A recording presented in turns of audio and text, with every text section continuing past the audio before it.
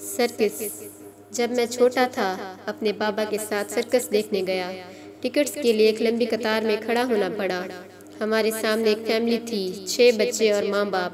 गरीब घराने से ताल्लुक था। उनके कपड़े पुराने थे लेकिन साफ थे। बच्चे सर्कस के बारे में बात कर रहे थे, बहुत खुश दिखाई दे रहे थे। जब उनकी बारी आई, उनका बाप टिकट्स के लिए खिड़की की तरफ बढ़ा और टिकट की कीमत पूछी। फिर अपनी बीवी के कान में कुछ कहने लगा। उसके चेहरे पर शर्मिंदगी और दुख था। फिर मैंने देखा, बाबा ने अपनी जेब से 20 पाउंड निकाले और ज़मीन पर फेंक दिए।